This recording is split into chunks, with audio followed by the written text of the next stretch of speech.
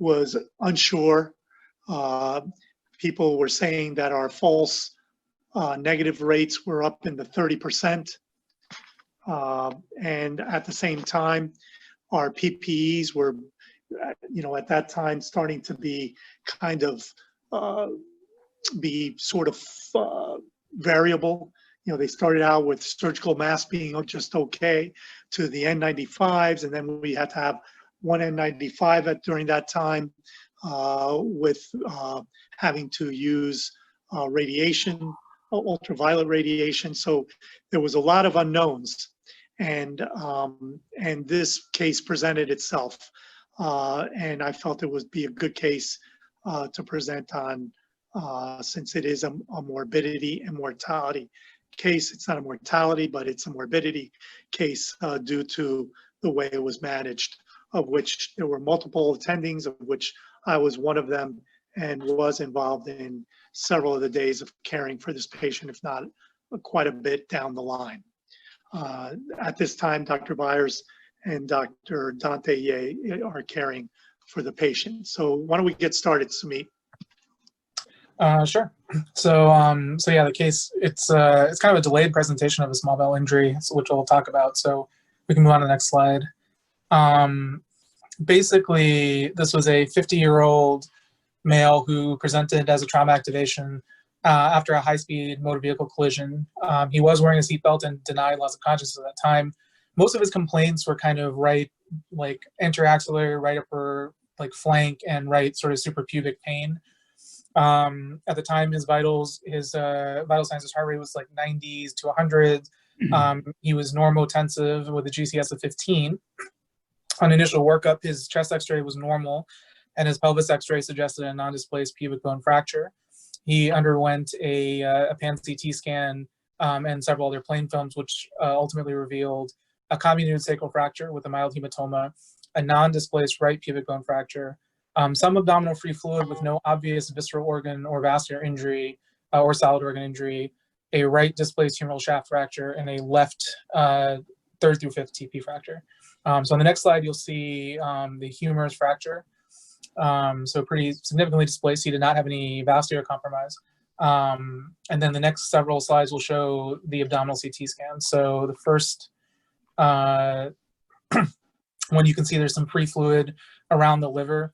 There is a slight lucency or a slight linear cut through the liver on that side. That's hard to tell if that's artifact. Initially, it was read as a possible grade 2 liver laceration, but ultimately on the final read, it was read as not being one. And then there's the sacral fractures that he had, as well as on the next cut, you'll see the right pubic bone fracture. So, so on the next slide, I mean, I guess first I'll open this up. At this point, you have this presentation with a man who's, otherwise hemodynamically normal, but has this set of injuries. Is there anything else that anyone would do at this time period in terms of diagnostics, going to the operating room, or, whether you would just admit him for observation and proceed with that, with non-operative management? Let's go to Dover. Dr. Alex, your comments, please. Hello. So yes, interesting case, and kind of a curveball over there with a little bit of a slight liver laceration, and then you have a small amount of free fluid. I would like to know the patient's labs, and if he had white count elevation, and if platelets were elevated. Also, I would like to know his base deficit. He is a little tachycardic, but every trauma surgeon is every trauma patient is tachycardic. Sometimes surgeons too. But here the concern is, do you have a small bowel injury? So, you have to kind of make a decision based on how the labs look like, base deficit, and patient's abdominal exam, since he's examinable, if you decide to go to the operating room or not. Or you can, decide to do a DPL and see what kind of fluid you get and make your decision based on that. And of course, you need to wear your extended, PPE, droplet precaution and all that when you evaluate a patient like this who is, COVID positive. Laparoscopy would be, nice to do, to take a look inside the abdomen. But again, with COVID and aerosolization, puts everybody at risk. So if any question about the DPL being positive, if that's what was performed, then he would undergo laparotomy. These are my comments. Thank you. Thank you, Dr. Alex. Let's go to Curacao, Dr. Frisbee. Well, I appreciate those comments. You know, what you've got is a deceleration injury against a seatbelt. Everybody knows, or should by now, that the suspect in this case has got to be the mesentery. But you know, as long as he's holding on to his pressure, let's look around. You know, if you're just, I don't think you need any other diagnostics. But if you think this man needs an operation, then he needs one. You know, obviously, the torn mesentery is going to continue to give you trouble until you go in there and take care of it. But I wouldn't do anything other diagnostic-wise. You've got all the answers you really need. So I might take him to the operating room. Thank you, Dr. Frisbee. Campaign is Dr. Fraga. Check your mute button, sir. There you go. Can you hear? Okay. Yes, sir. Go ahead, please. Okay. First, a question: does this patient has a seatbelt signal in the abdomen, hematoma, something in the abdomen, or not? He so he did not directly. He kind of manifested a seatbelt sign a few days later. Really, like the bruising didn't develop on the initial presentation. So I would say on initial presentation, he did not have an obvious seatbelt sign. Okay, thank you. So it's a difficult issue because you have free fluid in the abdomen. The patient has a pelvic fracture. Maybe the blood is coming from the pelvic fracture, but there's a little amount of blood close to the liver. So the first thing I think you do in our hospital, a good discussion with the radiologist, with a large experienced radiologist, just to look in another sinus at the CT. Observe the patients the first 2 to 4 hours only with physical examination. And if the patient has pain and the labs suggest white blood cells increase, so go to the OR. You can start with laparoscopy, and if you don't have the equipment available, sometimes it's happy during the weekends, you go direct to laparotomy. Thank you, Dr. Fraga. Let's go to Portland. Dr. Kasim, your comments, please. Dr. Alex, never let anybody see you sweat. Second, I kind of echo what Dr. Frisbee says. It is the mesentery, but also the small bowel. Sometimes there is an avulsion to the small bowel, which will pour out its content into the peritoneal cavity, hence give false fluid collection around the liver. So you need to be aware of that too. So this patient is relatively stable, but he's had a significant injury because he's showing fractures of the pelvic area. So you cannot overlook that and then say, well, there's nothing going on in the abdomen and be an ostrich. No, I don't want to do that. So I want to be a little more proactive in this case. And I want to find out what kind of fluid that this patient has around the liver. If it is blood, well, that's okay. If it is enteric content, that changes the picture altogether. So I agree with Dr. Alex. A DPL may be indicated in this case. Now, if you don't want to do anything like that, then I would follow what Dr. Frisbee has said. Take him to the operating room, find out what's going on in the abdomen. Thank you. Thank you, Dr. Kasim. Let's go to Israel. Dr. Schwartz. Check your mute button, Dr. Schwartz. There we go. Thank you. Go ahead. Thank you for having me. Long time no see. I'm happy to be back. This discussion is like free fluid with no solid organ injury. in a patient that is conscious. So for my opinion, as long as the patient is examinable, that you can do a serial abdominal exam, there is no reason to take him to the operating room.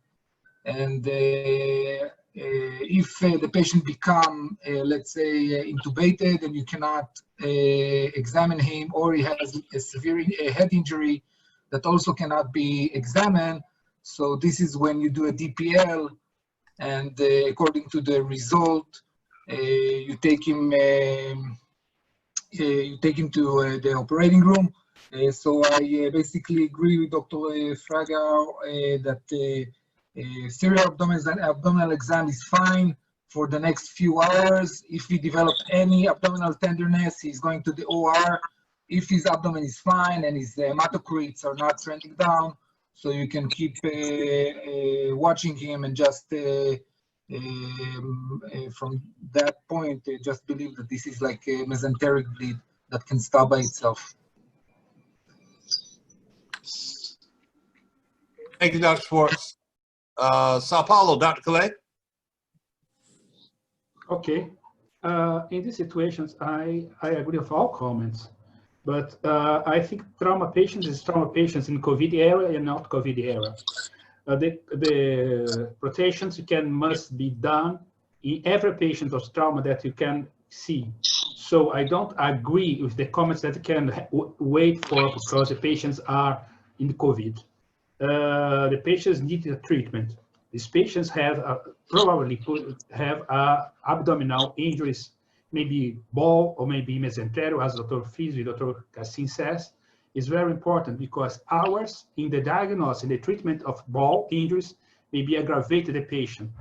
So these patients need to go to see. I believe this patient now have solid injuries clearly, and you have fluid in the abdomen, so you can, in this moment, you can see what's happening with this abdomen.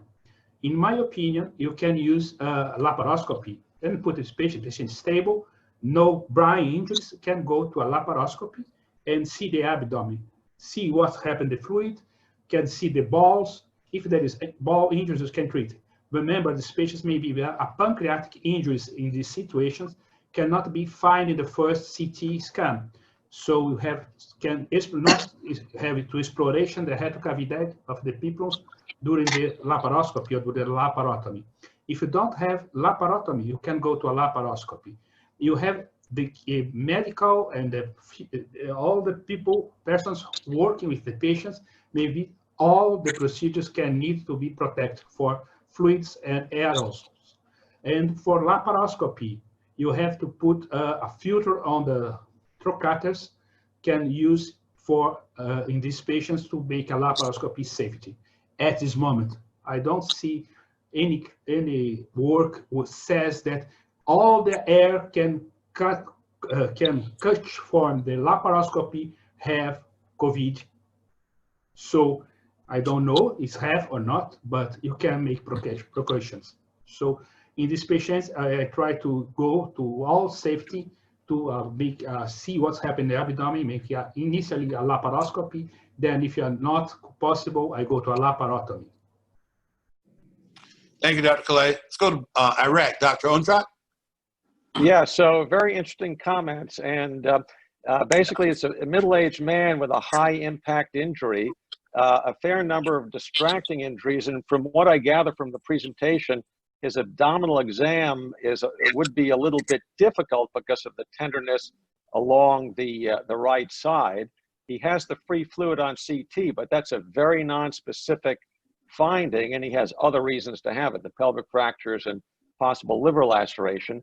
But it is a non-specific finding that might indicate a bowel injury, and he has only one non-specific finding. If he had a chance fracture or major distraction, flexion fracture of the spine, then that would be another possible indication of a bowel injury. So in this case, because he has a lot of other injuries, he looks like he would be difficult to examine, and he's middle-aged and might not tolerate a prolonged non-diagnosis of a bowel injury. I would favor a diagnostic peritoneal lavage, looking for evidence, either high white cells or increased amylase or alkaline phosphatase. About the laparoscopy, if you could run the bowel, I think that might be okay, but I would be concerned that you might not see some free abdominal fluid, and you wouldn't be able to tell if the fluid had white cells in it, and you might not be able to see a small perforation unless you can do a good exam. So, and I think a diagnostic peritoneal lavage would be less invasive. You get the results more rapid, and then you might be more comfortable observing for a little while if the initial results came back negative. Thank you, sir. Let's go to Peru. Dr. Calderon, your comments, please. Yes, as far as I see, this is a awake patient, hemodynamically stable, and he has some stable fractures in the pelvis and the sacrum. So, and in the images, I can see some free fluid around the liver, but I cannot see any solid organ lesion, or I cannot see any pneumoperitoneum as far as I know. So I would, for a beginning, if the patient is still stable, I would just observe, do some follow-up of the labs, do serial abdominal examinations, and if there is leukocytosis or changes in the hemoglobin or peritoneal signs, I would take undoubtedly the patient to the OR, maybe for a beginning, for a diagnostic laparoscopy. And if I can solve the lesion, any lesion by laparoscopy, I would do it. For example, some laceration in the small bowel or in the colon. If the patient gets unstable, I would take the patient directly for a laparotomy. Besides that trauma, now that we are in the COVID era, in my hospital, we are doing the rapid test and chest CT to all the patients to just to see if there is some clues of COVID pneumonia. And now we are somehow hesitant to take the patient to OR if they are stable. But if the patient becomes hypotensive or with peritoneal signs, we just take the patient to the OR. Thanks. Thank you, Dr. Calderon. Dr. Byers, your comments, please. I agree with a lot of what was said. Depending on the stage of our system during COVID, I mean, I think that not all of the ORs had the filters for the laparoscopy, so I'm sure that would have been a choice for us given the false negative testing that we were up against. I think the thing about this patient that's concerning is the magnitude of the injury. However, with the liver laceration and the free fluid, you have a reason for the free fluid, but I think the patient, due to the high impact, needs to be watched carefully. I mean, I think if you were really worried about ruling out a small bowel injury, I would have done a supraumbilical open peritoneal lavage and done a cell count ratio to see if there were more white cells than should be there to evaluate for that potential injury, if I was worried about that. Otherwise, I would just watch him like a hawk very carefully every few hours to see if the patient was going in the right or wrong direction. Thank you, ma'am. Stay with Ryder and Dr. Marttos, do you have a comment?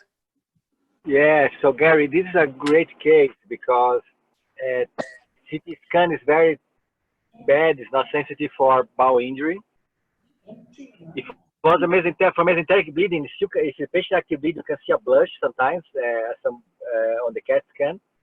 If you do a CT angio.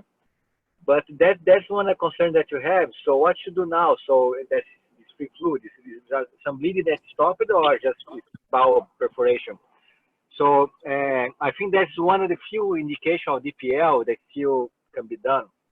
We like to do it, Ryder, do a DPL and prefer check if you see bowel content is clearly need a surgery, or just check the white cells, compare ratio between white cells and red cells, like our colleague in Iraq just said. So there's another thing you can say, if you have more white cells, then the ratio is higher, so it means that it may have some bowel injury. And Dr. Ginzburg used to do that a lot. I learned with him when I came here. But that's a sensitive talk. I would say, if you want to sleep well, just put a scope and take a look. But you need to know how to run the bowel. You need to know how to check everything. Because if you put a laparoscope, you cannot leave the OR with some doubts that there's injury or not. So if you put a laparoscopy, you should be committed to be 100% sure there's no injury. But again, this case depends on where you are. So at Ryder, you may be able to watch a little bit closely and do a DPL. Other places will go straight to surgery. So depends on the region that you are, you're going to manage this patient different way. Thank you, Dr. Marttos. Any other comments before we return to our presentation? So let me make a comment. It's Dr. Ginzburg. Dr. Ginzburg. Go ahead. Just so you'll know, Dr. Rattan was on call the night or morning or night that this patient came in, and I came in the next morning to see him. I went and examined him, and with the description and reading of the CT scan initially being read as a potential grade 2 liver injury on the lateral aspect, of which we looked at, and it was nothing that big deal. And in fact, it was like, well, maybe it is, maybe it isn't. But with fluid around the liver and his crit that had dropped some, and then there was absolutely no evidence on CT scan of any mesenteric injury. And on physical examination, which I did myself, most of his pain, when I asked him, was up in the right lateral upper quadrant, and then on palpation, right over the pubic and little bit in the suprapubic area where his fracture was. So with that kind of exam, the rest of his belly being benign, and I'm sorry to say that, I will admit that this was the first few weeks of COVID, and the idea of doing any procedure on these patients when at that time there was a lot of controversy as to exposure and our PPEs, we decided to sit tight and observe him that first day. So that's the reasoning behind this. Even if it wasn't COVID, I think I would have just observed him from my physical examination and from the findings that were reported at that time. And that was the first day. So yeah, this is Rishi from Ryder too. So Check your mute button, Dr. Rattan. May I ask a question for the panelists? Okay, just stand by, please, Dr. Fraga. Go ahead, Dr. Yes. Rattan. Oh, yeah. May I ask a question for the panelists? Go ahead, please. About the laparoscopy when you have a patient with suspicion of COVID-19. Do you think the use of chest CT is enough to rule out the possibility of a positive case? Because you can have this immediately after admission of the patient. If you need to wait the exams for COVID-19, can take some hours. What are the opinion about perform a laparoscopy when you have patients with a normal chest CT? So this is this is Rishi from Ryder. With regard to this patient and patients in general, if the CT scan shows signs of COVID, I will believe that over a negative RT-PCR. But we have definitely, since the beginning of this pandemic, seen patients with a CT scan that looks normal, but they've tested positive for COVID. And so that would be a concern of mine. And when this patient was admitted, I feel torn because, again, as our colleague said, our trauma patients are trauma patients regardless of COVID. But the reality, the actual reality of what was happening whether it's right or wrong, is that at the beginning of the COVID pandemic, there was a lot we didn't know, and that I will admit that 100% affected my decision making. So in the context of his history of injury, physical exam, and CT scan findings, I found him to be, as many of you have mentioned, very high risk for an intra-abdominal injury and in the mesentery. And I remember even specifically telling the fellow, that we should basically have to assume this guy might have a bucket handle tear of his mesentery at minimum. However, because of that moment in COVID where we were having a 30% false negative, we did not have enough PPE. We did not have negative pressure rooms, and we did not have laparoscopic filters. I did not think laparoscopy was an option in him. I did not want to subject the OR staff as well as my team. Even if I did the case by myself, that's still the anesthesiologists and staff. I didn't want to subject them to that. I think in retrospect, particularly after this conversation, I think I would have, if I had this case again, I would have done a DPL, after waiting a few hours to increase the sensitivity. We were actually operating on multiple cases simultaneously anyway.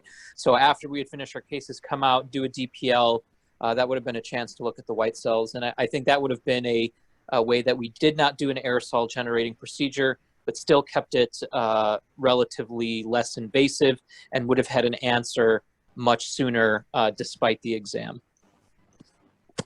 Thank you, Dr. Rattan.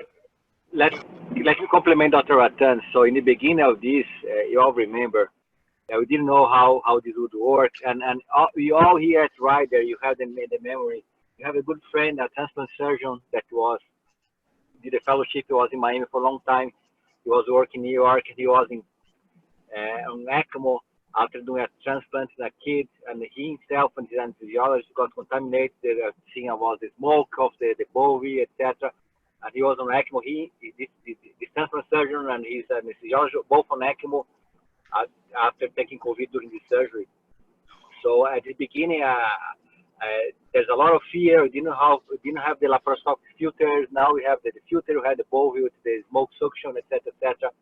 So by the beginning, there's still a lot of doubts, a lot of questions about the COVID.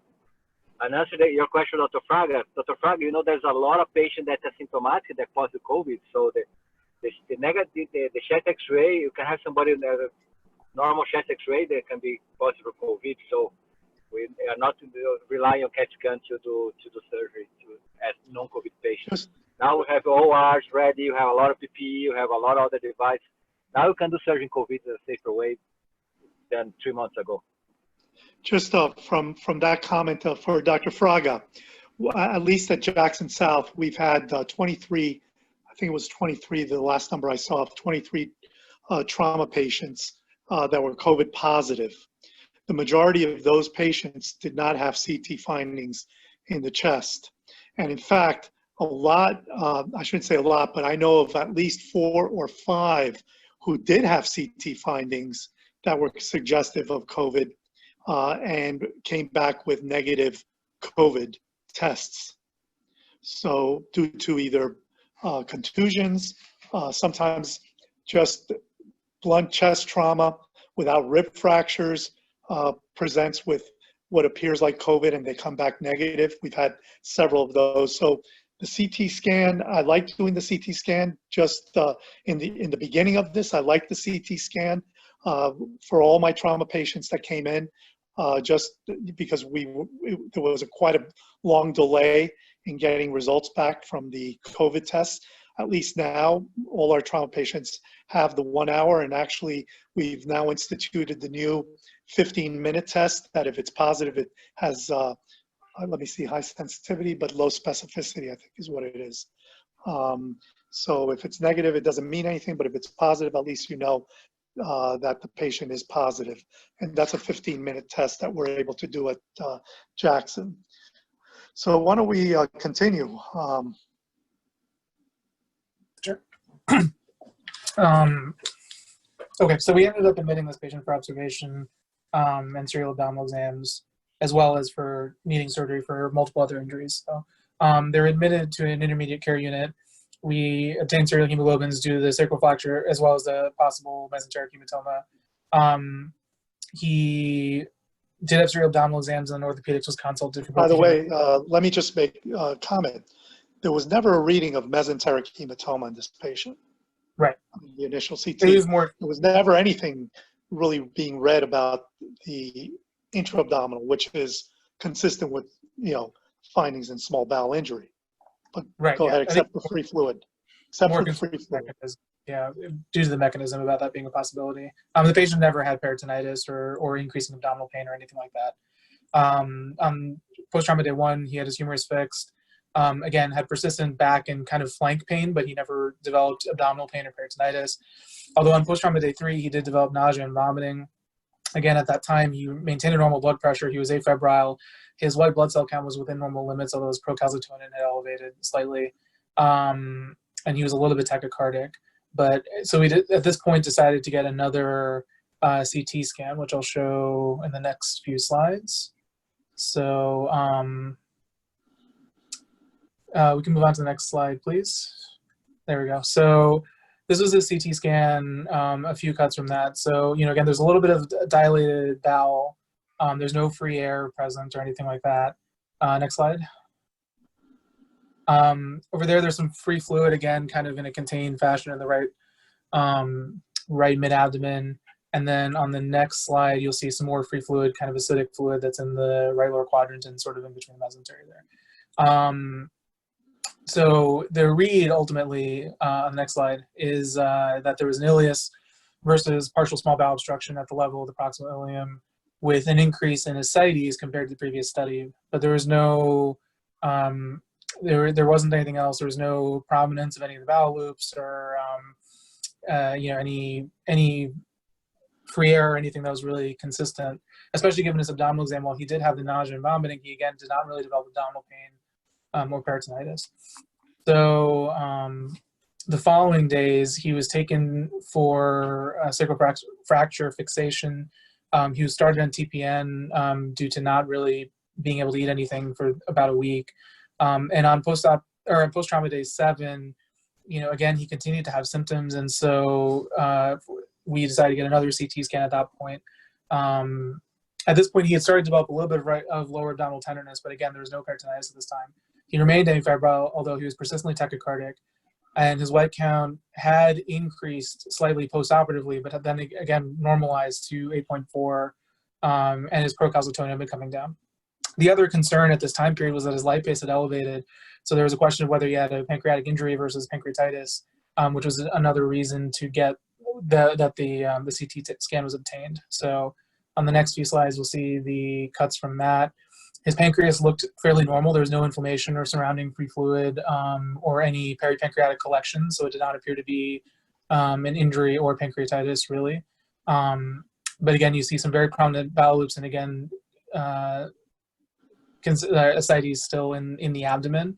And on the next slide, you can also see that there's an enhancing area of bowel in the anterior abdomen. But again, no free air or any obvious signs of perforation. So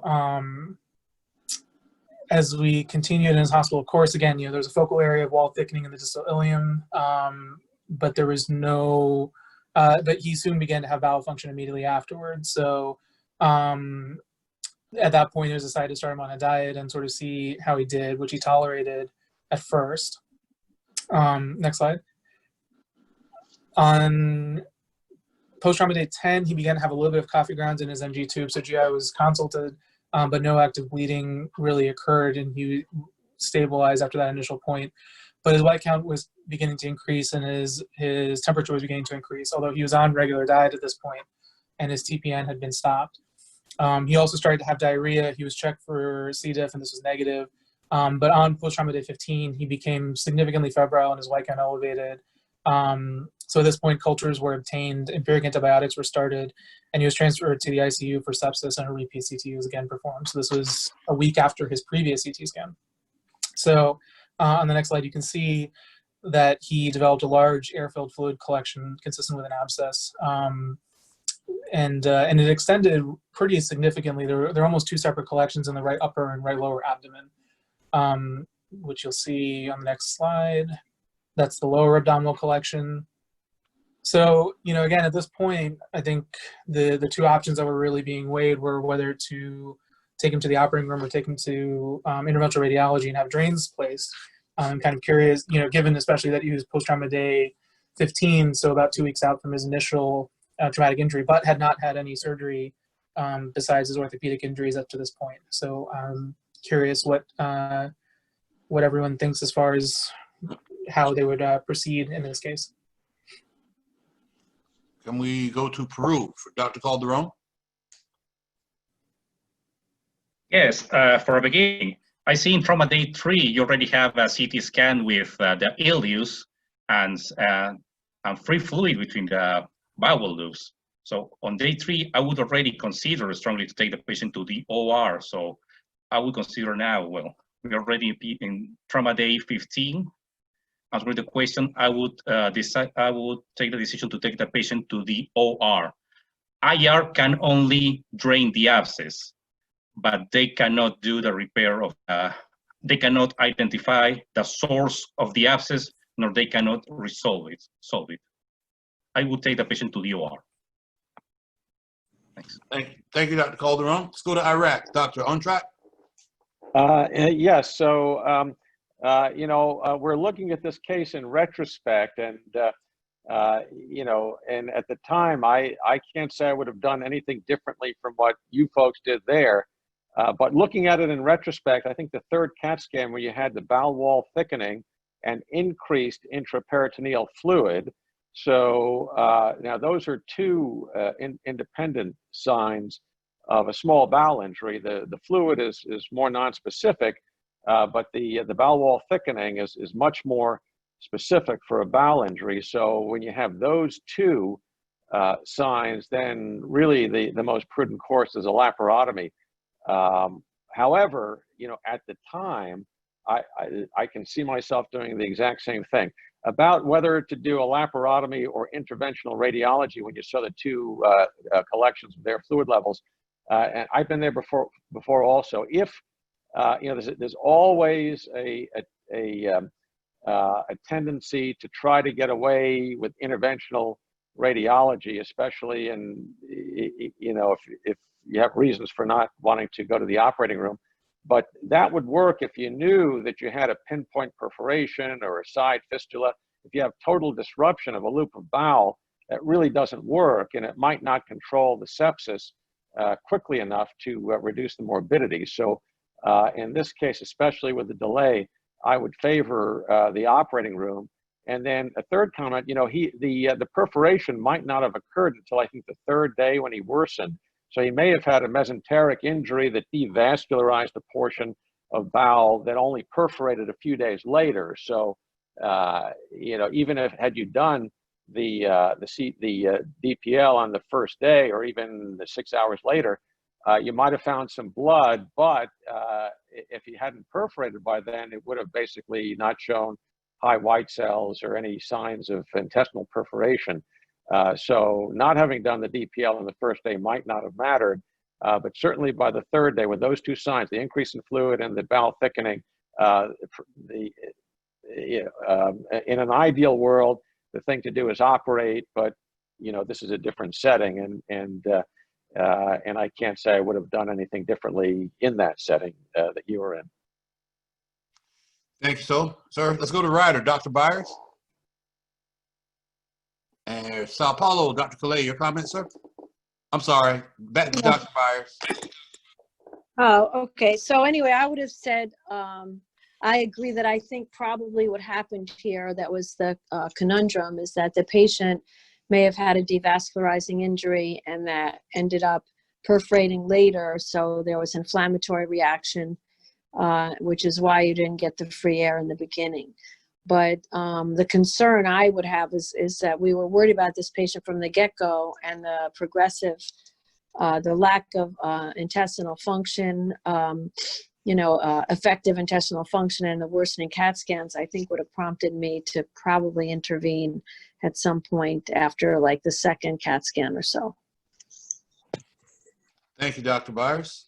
Dr. Calais, Sao Paulo. Yes, I agree with all comments. I have seen the patients that maybe you can the treatment may be probably on the second CT, when you have sometimes different of the first, the clinical conditions of patients was decreased, and so you have to suspect that you have a bowel injuries. You can remember that bowel injuries have injuries in the mesentery, patient may be herniations through the mesenteric hole. Also have injuries of the bowel wall, maybe total or partial. If a total, you have problems with can be peritonitis and FLIAR, but if you have partial, sometimes you can have injuries, then can ischemia, it can appear 2 or 4 days later. Usually when the partial, the ball go to block it, the injuries. So sometimes you don't have FLIAR, you can see abscesses and signs of obstruction. And of course have compromised the irrigation, can be maybe ischemic injuries, can be late presentation of the bowel injuries. So in these situations, you have to think about the patients have increased white cells, increased tachycardia, the distension of the abdomen can suspect this, and intervention may be early. If you have to wait in the body, maybe sometimes maybe some abscesses can see localization and not generate peritonitis. In these situations, if you go through a laparotomy at this moment, you can go. Sometimes where I don't have intervention, I go to the laparotomy. But if I have intervention, I go to intervention, drainage the abscess, the collections, wait a few minutes, the patients realize, and then go to laparotomy and try to fix the bowel injuries. I believe if you go to, in these situations, if it's possible to be external drainage of this abscess is possible, the evaluation may be maybe very good, or maybe different from you go to laparotomy. Sometimes a surgeon go to laparotomy. I go to laparotomy every day. But if I have, sometimes I have seen patients that evaluations with some collections in the abdomen, you can try initially go to drainage, wait, and then make it the surgery, definite surgery. That's the way I think it's possible I do. Thank you, Dr. Calais. Israel, let's go to Israel for Dr. Schwartz. Yeah, I would agree with Dr. Collet. I think to go to laparotomy in this situation, this is 2 weeks after the perforation has happened. So everybody are smart right now. Okay, we would take the patient after the second CT, whatever, but nobody took. So now we're already 2 weeks after the perforation had happened, and probably we have some kind of small bowel fistula to this collection. So we know about small bowel fistula that usually they can close by themselves. So I would agree with Dr. Collet and drain the abscess first and see what happened. We waited so long with this patient, we can wait another 2 days and see if just the drainage would help. And then we can have controlled fistula and maybe take the patient for diversion of operation 2 weeks later or after the patient, and then the operation, the laparotomy, would be more feasible. Because when we will go to the OR, and this is the immediately response, yeah, I have a perforation, let's go to the OR. But we're 2 weeks after the perforation, the abdomen will be frozen. Like the whole abdomen will be a big inflammatory process. You won't be able to pick up any small loop of bowel and bring it to the abdominal wall because all the mesentery will be very stiff and inflamed, and you will end up to have a big laparotomy incision and the same abscess with a lot of drains, with no ability to bring and divert the patient. So I would try to go to IR to drain the collection and see what happened. If a controlled fistula will occur, perfect, I'm good, and then I will operate the patient 2 weeks later. If not, I always can go to a laparotomy. Thank you, Dr. Schwartz. Campinas, Dr. Fraga, your comments, please. My opinion, the patient should go to laparotomy. You can try to drain the abscess, but the patient can have a peritonitis. You need to clean the cavity. So I think the laparotomy maybe the third day after the second CT was a good option, because when you have a patient with blood trauma and seatbelt sinus, I think you need to have a high index of suspicion of small bowel injury. So laparotomy is my option. Thank you, Dr. Fraga. Let's go to Portland. Dr. Kasim, your comments, please. You're muted, Dr. Kasim. You're muted, Dr. Kasim. Sorry. Okay. Can you hear me? Yes, sir. Loud and clear. Yeah. Go ahead, please. Monday morning quarterbacking is always very fruitful. You can make all kinds of comments. But I think I agree with Dr. Calderon of Peru. He put the case very succinctly how he would manage it on the third day, i.e. second CT scan. But now we are facing this patient who has sepsis. No question about it. The presenter said the patient is septic. So when you have a patient who is septic, you have to do everything in your possibility to avoid mortality. Draining the abscess is not going to heal the patient, because he will be back to in a septic situation within 24 hours. That's my experience. I think you need to take the bull by the horn, like Dr. Fraga says. Take the patient to the operating room, clean him up, repair whatever has been damaged, and then you have to make a decision whether you're going to do a primary anastomosis or exterioration or whatever it is, but a thorough washout of the abdomen and leave the abdomen open for secondary closure at a later date. That's what I would do. Thank you. Thank you, Dr. Kasim. Curacao, Dr. Frisbee, your comments, sir. Well, Calderon's right. Use IR, you're whistling past the graveyard. Actually, this should have been done a long time ago, but that's okay. Just take him to the operating room, wash that belly out, and find that hole. That's what I would do. Thank you, Dr. Frisbee. Dover, Dr. Alex, your comments, please. Yeah, everybody, I agree with everyone's comments there. Great insight. I can see how this, got to this point where you have a patient who goes to the operating room with ortho, for numerous fixations. They get all the pain medications on board. Their belly is not that tender. The Y count can be explained going up and down because of the trips to the operating room, and then the repeat CT scans. Not showing any free air. We're all thinking, oh, if it's no free air, then there's no bowel injury. There are a couple of areas where the intestine is fixed to the retroperitoneum, and with the findings on the, on the right side, there may have been a partial tear that sealed off in an area of duodenum, and now he became septic because of the abscess. Or it's something that just slowly got devascularized, as my other colleague said, and now the hell is unleashed. I think it's tempting to go to IR, but I think operating room and laparotomy is what I would do. Thank you. Thank you, Dr. Alex. Dr. Ajaj, your comments, please. Check your mute button, sir. Dr. Ajaj. I see your hand. Yes. Sorry. Good evening. Okay. Thank you for complicated case. And actually, I have this case in my center. He is just in hospital like this, liver injury, grade 3 liver injury, and free fluid. And I want conservative. And actually, I repeat CT. Next day, I'm happy about CT, so I will go for conservative.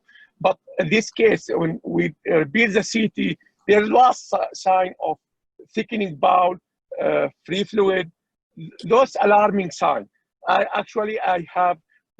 would to go from second CT for OR. Anyway, now we are not going to OR. Now we are in second week. With this sepsis and free fluid, although with coffee ground, actually I would go for laparotomy for operative, And IR, I think it will not solve, it will treat the symptom. And the important thing here to control the contamination of the sepsis. Actually, I will go with, as Dr. Hassim said, we'll go to OR, clean the sepsis, clean the bowel, clean the pus, clean everything. I might keep the patient open for second look, and I might do conversion based on the situation. If the patient is sepsis, I don't think is an option. Thank you. Thank you for your comments, Dr. Ajaz. Dr. Rattan, your comments, please. Nothing to add. I think I appreciate everybody's comments, and I agree. You know, I think maybe we maybe got started down. I feel bad for sort of starting us down that non-operative pathway, and I think it's sometimes once you are down that pathway, it's a little bit of a sunk cost fallacy and tunnel vision, and I think maybe that contributed as well with the labs, as Radu mentioned, and everything. But nothing else to add. Thank you, sir. And Dr. Marttos? Dr. Marttos? Okay, if we have no more comments, we'll return to Dr. Sumeet. Okay. So I appreciate everyone's comments. A lot of this was discussed in exactly the way you're describing, which is, you know, on the one hand, we have these abscesses that clearly must have developed from some sort of bowel injury, whether that was a devascularization injury or a contained perforation that became less contained and led to sepsis. But the other concern that was raised was whether, again, I think like Dr. Schwartz was saying from Israel, which was that 2 weeks out now in this delayed fashion, whether we would actually be capable of finding the source or not, or whether it'd be better to get source control with drains and get a controlled fistula. So ultimately, he did end up getting IR drainage that evening, and then and it basically returned purulent output at that time period. And after the drainage procedure, we did basically irrigate the drains pretty regularly in order to try to clean up that area as much as possible with that. And with that, he did improve in terms of his sepsis over the course of that week. Next slide. So, you know, again, it started to appear more like enteric contents in one of the drains, but they were both flushed regularly. His white count normalized. He became afebrile. He continued on TPN, but was eventually able to be advanced to a regular diet by like post-trauma day 21. So almost a week after the drains were placed, and he tolerated that well without any change in his drain output. And actually his drains began to put out less and less. The patient began to gain weight and feel more energetic, was able to participate more with physical therapy at that time period. He did get several follow-up imaging studies, either CT scans or IR based. The first was on post-trauma day 20, so about 5 days after the drain was placed. And in that time period, we saw an increase ascites, but the drains themselves seemed to be draining well and appeared to be adequately in the collections, which you can see on the next 2 slides. So those are the 2 drains that they were placed, and the collections are clearly much smaller. He then had a follow-up CT scan. This would have been about 2 weeks after the drainage procedure. And there was a concern about whether one of the drains was either in the cecum or whether there was a fistulous collection around the small bowel or cecum. And you can see that again on the next 2 slides or next 3 slides, there's images. So again, much less inflammation, less ascites this time. The drains were placed, and then that drain that you see there, that's the one that it was not clear whether it was intraluminal or not. So this prompted a drain study that was done, which you'll see in the next few slides. But basically in that there was an extreme narrowing of the distal small bowel, which you can see here. And they mentioned concern, so you can see that there's a connection. Basically, contrast is inserted through the drain, and then it goes into the small bowel, and the small bowel approximately is fairly dilated. There was concern about there being fistulous collection or connections outside of this, whether it's going to the large bowel or not also. And this was mostly sort of implicit because we never really saw any direct tracks you'll see on the following images, but you can see that contrast seems to make its way to the rectum very quickly, despite not really outlining the rest of the colon. And so this is where there was concern about there being a fistulous connection with the colon and the small bowel. You'll see that on the next, I believe, on the next slide. So you can see there's there's contrast already present in the rectum without really being evident through the rest of the sigmoid, and then our collection up in the right upper quadrant, or right lower quadrant. So basically at this point, since he was tolerating a diet and his fistula seemed to be controlled and putting out very little from the drains, he was discharged to rehab with the abdominal drain still in place, with follow-up essentially for planned reevaluation and potential operation later due to this devascularized segment. The last I checked in, Dr. Ginzburg, you can correct me if I'm wrong, was that he was found to have resolved his fistulas, but to still have a significant narrowing in his terminal ileum and to no longer not really being able to tolerate a diet again. So the plan is to eventually operate on him once his nutritional status improves. Sumeet, let me just make a couple comments. Yeah. So I saw him on my last call. He was in the ER. He was complaining of some colicky pain. He had what appeared to be partial small bowel obstruction, but we restudied him, and he had contrast going all the way through into a sigmoid. His colicky pain was feeling better. I discussed the case with the person who was coming on, which just happened to be Dr. Dante, who was partners with Dr. Byers, and they are probably leading experts, I'd say, anywhere in the country, if not the world, on intestinal rehab, fistulas, especially Dr. Byers. At that time, I was telling him, enough is enough with this guy. He's already, over a month out. He needs to go to the OR, but we can put some TPN and for maybe 4 or 5 days to a week and take him to the OR. But he has lost 35 pounds. So their recommendation was to give him TPN, let him eat partially for pleasure, as long as he's not symptomatic, for the next month to 2 months, to get 50% of his weight back that he lost, and then do the surgery, since that's what he's going to need. He has no rectal fistula. He's had formed stools up to then. He did reform a fistula a few weeks ago, but that went away with just regular, his diet, a little bit of antibiotics. His drains are out. And that's where we are with this guy. The key point here that I told, I wasn't there the next few days after, but when he developed an ileus, I've always learned the hard way when I was a very young, either attending or when I was I think it was when I was attending, when I first came back. I felt, and I now teach, when you have trauma and you develop the intestinal ileus, you got to figure that there's some bowel injury at that point, and something needs to be done. When I came back, he had basically resolved his ileus. He was having, still had some dilated loops, but was passing, he was having stools, and then he was on a regular diet. And he was doing well. And that may explain why he wasn't taken to the OR by some of the other attendings at that time.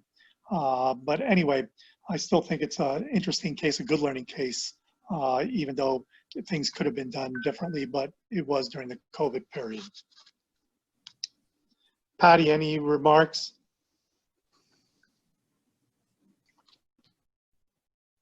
Go ahead. Dr. Sumeet, are you ready for, Dr. Sumeet, Dr. Ginzburg, are you ready for final comments at this time? There's a couple more slides I just wanted to present really quickly. Okay. Go ahead, please. So again, looking at blunt bowel injury, one of the landmark trials was an East multi-center trial from 2003, which looked at over 200-something thousand admissions for trauma over 2 years in their registry. And basically, they found that the incidence of blunt small bowel injury was probably less, like 1% in blunt trauma cases. But the absence of peritonitis by itself was not really helpful because only 30% of the patients with this type of injury actually presented with peritonitis. And 30% of patients actually didn't even present with any abdominal tenderness at all, which our patient would fall into that category. And as has been alluded to by many of the by many in the panel, the CT scan or CT scan is not sensitive for bowel injury, with free air really only being present in about 40% of cases. Although if they have free air, that was essentially, you know, a slam dunk as far as them having a small bowel injury, but looking for free air by itself is not sufficient. And free fluid in the absence of solid organ injury was associated with 84% of the small bowel injuries, essentially. So that was a good, although still not great, diagnostic marker to look for to increase your suspicion for small bowel injury or blunt bowel injury. Next slide. There have been some other studies that have looked at this since that time period, because obviously that was, you know, great more than 15 years ago. With the increased fidelity of CT scans, there's really no evidence that this is necessarily improved detection. About 20% of people who ultimately were diagnosed with blunt mesenteric or blunt small bowel injuries had normal CT scans. And then again, several in the panel have suggested DPL as a possibility, and that there is good evidence for that. With DPL, if you look at a cell count ratio of greater than 1, the positive predictive value was not that great, although it is very, very sensitive, and so it has a great negative predictive value. But if you look, if they retrospectively looked and if the cell count ratio was greater than 4, then there was actually, you know, again, a really good positive predictive value at 70%. With 100% sensitivity, 90% specificity. So the specificity still is poor, but it is a very sensitive test. So it may be useful in some high-risk patients as an additional tool. That being said, I don't know if it would have necessarily been that helpful in this particular case, because if this was, as was mentioned, a devascularization injury, which it seems more like it was, then the DPL may not have been positive at that time period anyway. But just something to keep in mind. And then the last slide that I have, basically just in terms of conclusions, I mean, blunt small bowel injuries are very difficult to find and diagnose, and just require really, you know, really clinical suspicion, because the imaging findings are not great. And you know, again, in this case, I think part of the confounding factor is he had distracting injuries that probably prevented him from really manifesting abdominal pain. Never had peritonitis, and he seemed to kind of go back and forth between improving. But I think the third CAT scan, which was the second like post-admission CAT scan that showed the thickening of the bowel as well as the continued ileus, certainly should have raised our clinical suspicion at that time period. And some of this may have been related to the whole COVID spike that happened, because obviously we did not have laparoscopic filters, so we really were not using laparoscopy at all in any patients at that time period. And so that also could have been an adjunct that we should or could have considered as well in this particular case, but was not utilized. So, yeah, any final comments? Would greatly appreciate it. Let's go to Dover. Dr. Alex, your final comments, please. Well, Sumeet, great presentation. What I learned from this is obviously not looking just for free air on repeat CT scans, you know, as you know, sign of bowel injury, or maybe he's a week out. If something is injured, now we would have seen free air. This is the learning point for me. And probably, of course, in retrospect, if the patient went to the OR with ortho a couple of times, I would probably consider going to the OR as well, and maybe do a DPL before or after they're done with the procedure. That'll be much easier. Patient sleep and may be a better yield. And the fact that he then had this narrowing on the CAT scan and fistulogram performed suggests that he basically had some sort of ischemic injury, you know, that developed after and subsequent to the narrowing. So he will still need the surgery. But thank you for presenting this educational case. Thank you, Dr. Alex. Dr. Ajaj, your final comments, please.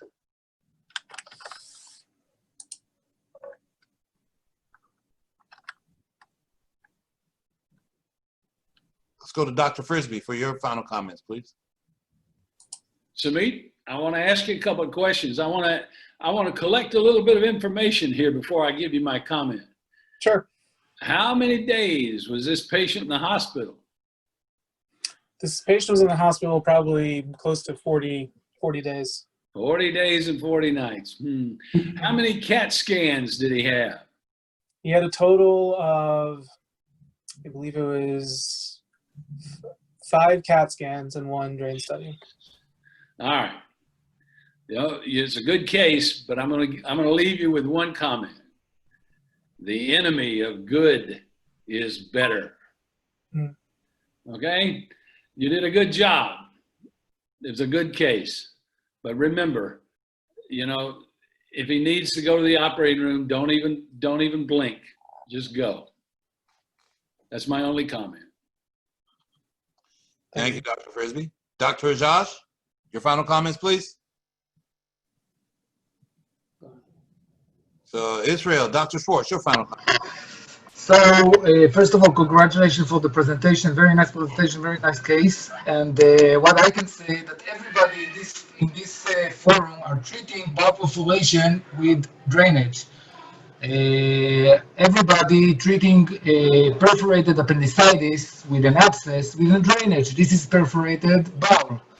And what happens after you drain the abscess? You do interval appendectomy or you do small resection, whatever you need. But the sepsis is better managed by drainage. I won't say it works every time, but 2 weeks after the perforation, I know things were done like wrong here in this case. But we're all smart. We got the title of the presentation, missed bowel injury. So everybody knows that's going to be a missed bowel injury here. But 2 weeks after the perforation, you should try first to manage it by drainage and not to get to a catastrophe, laparotomy with open abdomen, with fistulas, with fistula, enteroatmospheric fistula that are very hard to manage. And give it a try with the drainage. And here you can see that it worked.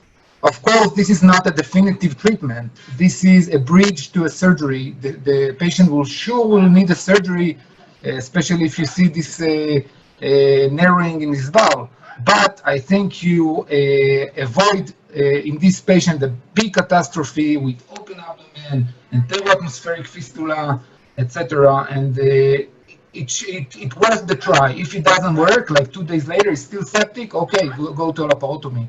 But sometimes it can work. What I learned, according to the management of the case in the first 2 weeks, that serious abdominal exam is not enough. It's not just the peritonitis. As you said in the literature review, just 30% will present the peritonitis. With the serial abdominal exams, the patient should tolerate diet and pass bowel movements. TPN on trauma patient, something is wrong. Thank you. Thank you, sir. Let's go to Peru. Dr. Calderon, your final comments, please.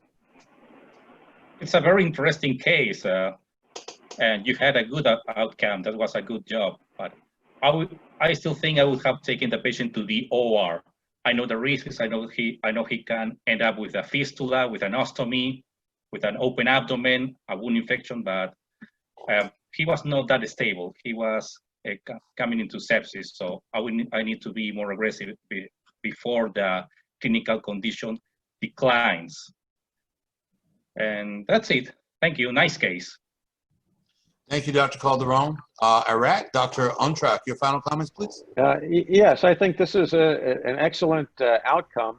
And, you know, you were taking care of a patient under the strictures of the coronavirus, and that really sort of boxed you in to your options. And the outcome, the result is good. And, you know, no one can say that had you operated at the time of the third CAT scan early on, that the outcome could have been better. The patient might have been coronavirus positive and he could have infected members of the team. So I think this was a reasonable management of the case with a good outcome under the circumstances. Now, in retrospect, you know, with the experience with the coronavirus, were there a second wave, you might manage it differently with the new knowledge. But I think under the circumstances, it was well done. I have a question. You know, I haven't seen any studies about the occupational hazard to operating teams from the coronavirus. With HIV, I know it's very, very small, and nothing, as far as I know, has been published. What's your experience with the risk to the circulating nurses, the scrub nurses, the anesthesiologists, in patients who are known to be COVID positive? So a question for you, Dr. Sumeet. I mean, so my personal experience, I will admit, has been fairly limited in that regard, because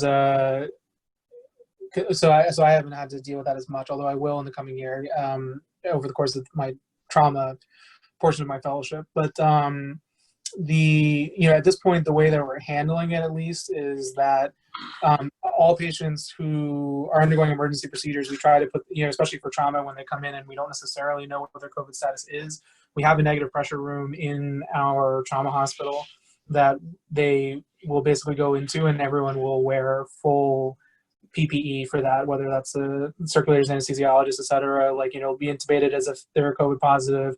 We'll operate on them as if they're COVID positive, and then, donning and doffing and all that stuff, and essentially treat them that way. From that standpoint, all other cases that we do here at Ryder anyway, they pretty much have to have a negative COVID test unless it's, again, truly an emergency. I don't know the statistics specifically for what our what transmission rate. I do know just anecdotally that there have been some staff members who have contracted COVID, presumably from transmission related to patient care, but that's obviously not able to be proven because there's no other. I mean, there's other ways that people could certainly get it. So I guess in short, I don't know exactly, but certainly we try to take as many precautions as possible in how we handle these patients. And the same for our level 2 trauma center that we also rotate through. The same thing. We wear full PPE when we're evaluating the trauma patients and when they go to the OR as much as possible. So. And Dr. Ginzburg, Dr. Super. So congratulations for presenting this case. So sometimes you present a successful case. Sometimes you present some case that generates some controversy. But we all learned with this case. And again, it's a case that was a terrible timing for the beginning of COVID. There's a lot of uncertainty, a lot of problems, a lot of fear between the surgeons about how to manage patients with COVID. So for sure, now 3 months after, maybe would be doing this a different way. But it's very important to share in this group. So the problems that you have, the case that you make some tough decisions sometimes. I think we all learned, and it's amazing. So we keep learning with each other after 10 years. So that's why I like this meeting a lot, and that's why you keep moving forward in this meeting. And I hope Dr. Schwartz has been here now, presents a case in the next few weeks, and everybody else, because we always learn with each other. And you're not here to point fingers to say this something right or wrong, just to collaborate. And then at the end, this is going to help everybody next to trauma case. Congratulations for presenting this case. It was a great case, and I think that we all learned with this presentation. We all learned with each other. I've been doing this for 10 years. Thank you. Thank you, sir. Thank you, Antonio. We had Dr. Kassim and Dr. Calais and Dr. Fraga. Gentlemen, final comments, please. Dr. Kassim? I think the lesson I'm taking home from this conference this morning is what Dr. Rishi Ratan said. I think if I could keep that in my computer or hard drive, I think I will do well in the future. Thank you. Thank you, Dr. Kassim. Dr. Fraga, your final comments, please. Excellent case. Congratulations to Dr. Enrique Ginzburg. We learned a lot. I have some students here with this case. We all learn with each other. I've been doing this for 10 years. Thank you. Thank you, sir. Thank you, Antonio. We had Dr. Kassim and Dr. Calais and Dr. Fraga. Gentlemen, final comments, please. Dr. Kassim? I think the lesson I'm taking home from this conference this morning is what Dr. Rishi Ratan said. I think if I could keep that in my computer or hard drive, I think I will do well in the future. Thank you. Thank you, Dr. Kassim. Dr. Fraga, your final comments, please. Excellent case. Congratulations to Dr. Enrique Ginzburg. We learned a lot. I have some students here with this case, but the next case, I think Ginzburg will do different because he learned more than me with this case, with this patient, and he has learned because the game is not finished yet. He's following the patient, but it's a good case. And just to remember, you have the COVID-19, the pandemic is a dangerous problem, but you are surgeons, and laparotomy is still a diagnostic method to investigate injuries. So I like laparotomy. I have less research than you have in the trauma center in the United States. And sometimes no therapeutic laparotomy is not so bad when you have a case like this one. So I like laparotomy as a diagnostic test. Congratulations. Thank you. Thank you, Dr. Fraga. Sao Paulo, Dr. Calais, your final comments, please. Yes, it's nice to see you, Dr. Ginzburg. Yes, Too many times, yes. Congratulations for the case, for the presentation. I know that there is some difficulty for the surgeons to make some small invasive procedures and some drainage and avoid laparotomy in some times of the evaluation of the patients. Congratulations to show us this. Sometimes people don't remember that, but laparotomy may be, if done in correct time, is good. If done later, may be very difficult. It may increase the injuries. So I congratulations for the presentation and for the condition of the case. It's very different, but it's very helpful for us to know this. And only in for remember that it's very difficult to diagnose injuries of the bowel injuries in the trauma patients because the signs and the manifestations may be difficult to finding. So I think that's more probably early laparotomy may be more, or laparoscopy may be more susceptible than you can go to drainage and fistulas and other problems that it may become. I have to remember something interesting that I think about. We are at the same moments like Cristobal Colombo when comes from America and the local people receive his and congratulations for his and they take smallpox and other injuries for the native population. And all the doctors of these native populations may done is very, very similar that us done. So I think that we know that the transmission of these infections may be done by air, by contact. So you can make in all injuries, you can have preventions of this contact with to avoid the contaminations for the people and the others. So it's very important to know. It's very important to know that what I can see here, you can see more times for the future. So the prevention and using of the safety for treat the patients is very important lesson of these pandemic injuries. And remember, we have these all the times of our population. So you know that you are in new world again as Cristobal Colombo and native populations in the America when this is discovered. Thank you. Congratulations for the presentation. Thank you, Dr. Calais. Any other comments before we conclude? I'd like to end with this comment. I think it was important. You know, we always just get a lot of the patients that do well. I think it was important to present this case because there was a lot of learning points with it. And it wasn't as clear cut, since if it was so clear cut, you know, there were at least 5 or 6 surgeons involved in the care during all the different shifts that this patient was seen. That's number one. The second thing that I wanted to remind everyone, Dr. Namayas quoted, he looked it up. The highest concentration of COVID is in peritoneal fluid, not in the lungs. And that was pretty well known from the beginning. So just be careful with laparoscopy because you are aerosolizing peritoneal fluid when you're doing your laparoscopes. That's really it. It's glad to see Dr. Schwartz from Israel. The real key is going to be now, I don't think it's been so successful. It's been successful that he's gotten out of the hospital, but now he's back in and going to go home on TPN for a month to 2 months.